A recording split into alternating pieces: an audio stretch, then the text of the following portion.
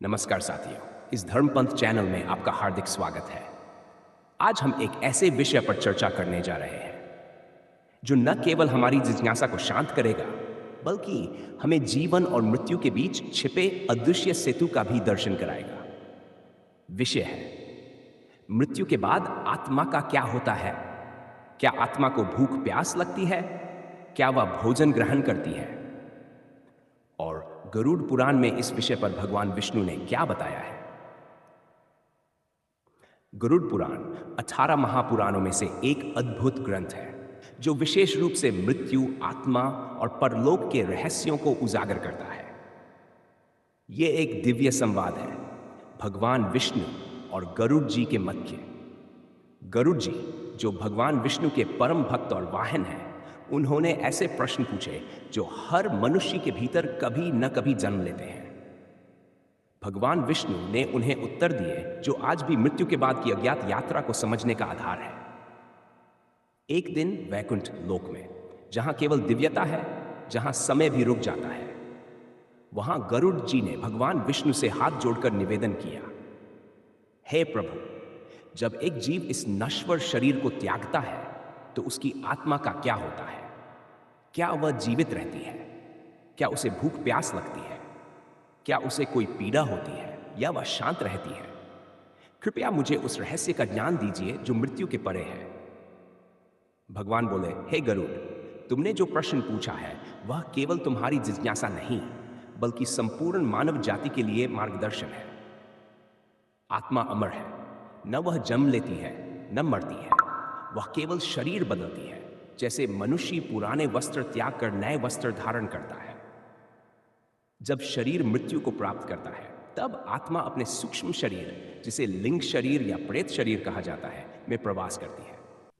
जब स्थूल शरीर साथ छोड़ देता है, तब आत्मा के साथ यह सूक्ष्म शरीर संसार को त्याग देता है। यह सूक्ष्म शरीर इतना हल्का होता है कि न तो आंखों से देखा जा सकता है और न ही हाथों से छुआ जा सकता है, लेकिन यही शरीर आत्मा को परलोक की यात्रा में साथ देता है। हे प्रभु, क्या यह सूक्ष्म शरीर भूख जैसी आवश्यकताओं को भी महसूस करता है? हे गरुड़, जो आत्मा इस संसार में किसी भोग विलास, भोजन या विषयों की तीव्र इच्छा लेकर जाती है, वह आत्मा उन इच्छाओं के कारण परलोक में भी तृप्त नहीं हो पाती। ऐसी आत्माएं, भले ही उनके पास स्थूल शरीर न हो, फिर भी भूख प्यास जैसी अनुभूतियों का अनुभव करती हैं। लेकिन ध्यान रखना, उनके लिए भोजन भौतिक नहीं होता। उनके लिए तो ऊर्जा ही भोजन मानी जाती है। और यह ऊर्जा कहां से आती है? श्राद्ध और तर्पण से। भगवान विष्णु ने कहा, आत्माएं चाहे उनका शरीर न हो, फिर भी उनकी इच्छाएं बनी रहती हैं। वे भोजन चाहती हैं, लेकिन उनके लिए वह भोजन भौतिक अन्न नहीं होता। उनके लिए श्राद्ध और तर्पण से मिलने वाली ऊर्जा ही अमृत समान आहार बनती है। पर यदि वह पापी आत्मा हो तो उसे खींचते हुए भयावह रूप में ले जाया जाता है। उसी क्षण उसकी अद्भुत और भयंकर यात्रा आरंभ होती है। यह 13 दिन की यात्रा है, जिसमें आत्मा को 55,000 योजन लंबा मार्ग पार करना पड़ता है। एक योजन लगभग 12 किलोमीटर होता है, यानी आत्मा को 6,50,000 किलोमीटर से अधिक की कठिन यात्रा करनी होती है। इस मार्ग में भूख लगती है, प्यास सताती है, गर्मी झुलसाती है और अदृश्य जीव डराते हैं। परंतु शरीर नहीं होता, केवल सूक्ष्म पीड़ा होती है, जिसे केवल आत्मा ही अनुभव करती है। हे प्रभु, क्या यह सत्य है कि आत्मा को वैतरणी नदी पार करनी पड़ती है? वह नदी कैसी है? भगवान विष्णु बोले, हे गरुड़, वैतरणी नदी मृत्यु के मार्ग की सबसे विकट परीक्षा है। यह कोई साधारण नदी नहीं, बल्कि विष, रक्त, मल, मूत्र और हड्डियों के मिश्रण से बनी भयानक धारा है। पर जिसने श्रद्धा से सेवा की है, उसके लिए यही नदी दूध की धारा जैसी पवित्र प्रतीत होती है। किंतु जिसने पाप किए हैं, उसके लिए यही नदी नरक बन जाती है। वह आत्मा डूबती उतराती है, छटपटाती है, चिल्लाती है, परंतु कोई बचाने नहीं आता। मनुष्य के लिए कौन से कर्म वैतरणी पार कराने वाले बनते हैं? भगवान बोले, गाय का दान, पवित्र स्नान, पितरों का तर्पण और मृत्यु से पहले किया गया वैतरणी स्नान व्रत अथवा भगवत भक्ति और परम नाम का स्मरण ही आत्मा को पार लगाते हैं। जिसने जीवन में ईश्वर को कभी नहीं पुकारा, मृत्यु के बाद उसके लिए कोई सहायक नहीं आता। प्रभु, यमलोक पहुंचने पर आत्मा का निर्णय कौन करता है और कैसे? भगवान विष्णु बोले, हे गरुड़, यमलोक में आत्मा को चित्रगुप्त के सामने प्रस्तुत किया जाता है। चित्रगुप्त देवता नहीं, अपितु कर्मों के दृष्टा और लेखाकार है। उनके पास हर आत्मा का संपूर्ण जीवन अंकित होता है। चित्रगुप्त आत्मा के पुण्य और पाप का तुला करते हैं और फिर वे निर्णय लेते हैं, आत्मा को स्वर्ग भेजा जाए या नरक की अग्नि में उतारा जाए। जो आत्मा धर्म, सेवा, दया, प्रेम, भक्ति और सत्य के मार्ग पर चली हो, उसे स्वर्गलोक में विश्राम मिलता है, जहां सौंदर्य है, संगीत है और अमरता है। पर जिसने जीवन में मोह, छल, घृणा, हिंसा, वासनाओं और अधर्म को गले लगाया, उसे नरक लोक में भेजा जाता है, जहां वह पापों का भोग करती है और फिर पुनर्जन्म की ओर अग्रसर होती है। शायद किसी नीच योनि में, या फिर मानव जन्म के द्वार तक दोबारा आने के लिए हजारों वर्षों तक भटकती है। हे आत्मन, स्वर्ग और नरक ये मात्र ठहराव है, स्थायी घर नहीं। स्वर्ग में आनंद है, पर वह भी एक दिन समाप्त हो जाता है। नरक में पीड़ा है, पर वह भी सदा के लिए नहीं होती। मुक्ति, मोक्ष वही है जहां से लौटना नहीं पड़ता, जहां आत्मा अपने आदि स्थान परमात्मा में विलीन हो जाती है। हे प्रभु, स्वर्ग को लोग इतना ऊंचा मानते हैं, पर क्या वह आत्मा का अंतिम लक्ष्य है? हे गरुड़, स्वर्ग एक इनाम है पुण्यात्माओं के लिए। वहां न दर्द है, न बीमारी, न बुढ़ापा। अप्सराएं हैं, गंधर्व है, सुंदरता है, संगीत है, सब कुछ वहां उपलब्ध है। परंतु स्वर्ग भी एक अवसान है। जब पुण्य समाप्त हो जाते हैं तो आत्मा को वहां से हटाया जाता है। वह फिर से धरती पर लौटती है, नए जन्म के लिए। स्वर्ग स्थायी नहीं है, उसके मोह में मत फांस। जो आत्मा केवल पुण्य के लोभ में जीती है, वह बार बार जन्म लेती है। पर जो ईश्वर को पाने की कामना से जीती है, वही मुक्त होती है। और प्रभु, नरक केवल सजा नहीं है, वह आत्मा को उसके कर्मों का बोध कराने की जगह है। हर पाप के लिए एक विशिष्ट नरक है, जैसे तमिस्तर, जहां धोखा देने वालों को अंधकार में पीटा जाता है। रौरव, जहां निर्दयी लोगों को अग्नि सर्पों से जलाया जाता है। कुंभिपाक, जहां ब्रह्म हत्या करने वालों को उबलते तेल में डाला जाता है। पर ध्यान रखना, यह सब अस्थायी है। जैसे ही आत्मा अपने पापों का फल भोग लेती है, उसे फिर से नया शरीर दिया जाता है और नया जीवन, कभी कीट के रूप में, कभी पशु के रूप में और कभी मानव रूप में। प्रभु, तो आत्मा को कितने जन्म लेने पड़ते हैं? हे गरुड़, जब तक आत्मा अहंकार, मोह, वासना और माया में बांधी रहती है, वह जन्म लेती ही रहती है।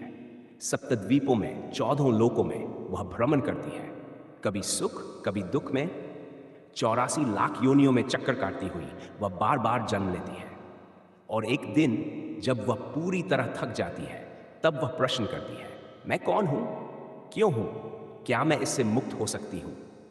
और वहीं से शुरू होती है मोक्ष की यात्रा। प्रभु, क्या मोक्ष केवल तपस्वियों के लिए है?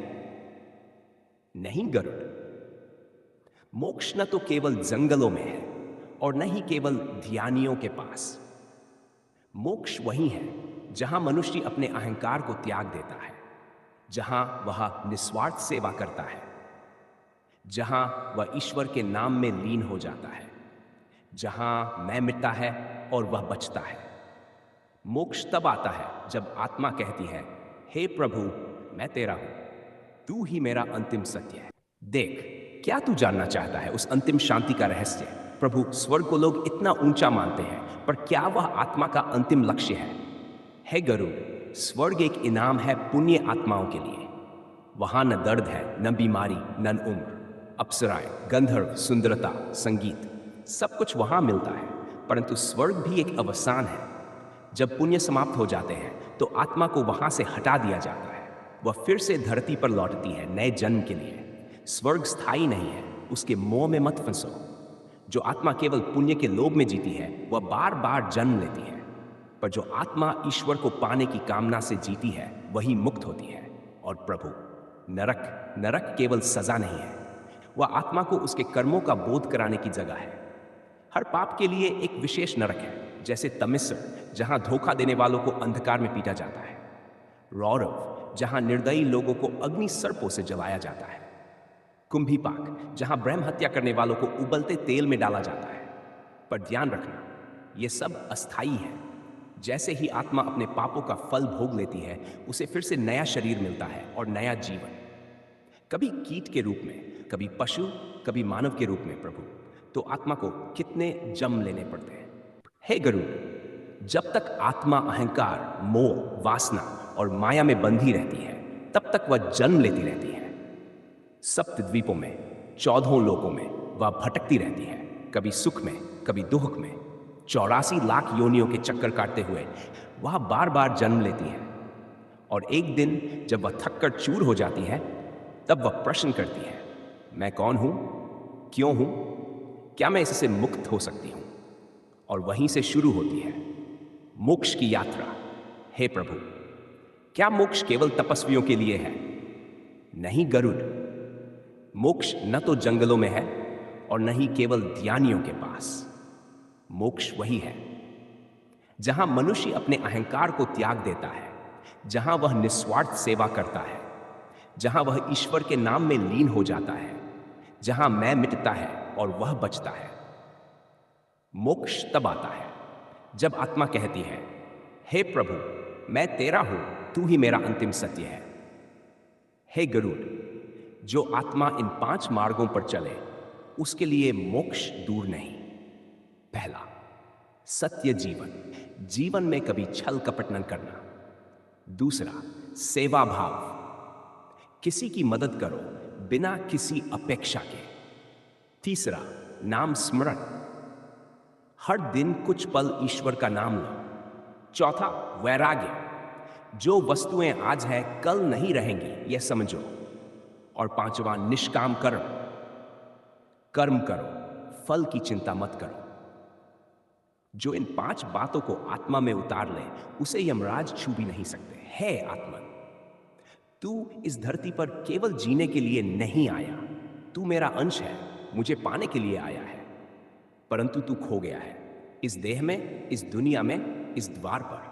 अब रुक, अब संभल, अब लौटा, क्योंकि अंत में न तेरा नाम बचेगा, न यह शरीर बचेगा, तो बस तेरे कर्मों की गंध। तू चाहता है कि मृत्यु के बाद कोई तुझे याद करे, तो कुछ ऐसा कर कि भगवान तक तेरा नाम जाए। मोक्ष पाने के लिए तू ईश्वर को बुलाना मत छोड़ना, क्योंकि वह उस आत्मा को कभी नहीं छोड़ता जो उसे एक बार भी सच्चे मन से पुकार ले। यदि तुमने ये वीडियो देख लिया है, तो समझ लो ये कोई संयोग नहीं है, ईश्वर ने तुम्हें बुलाया है।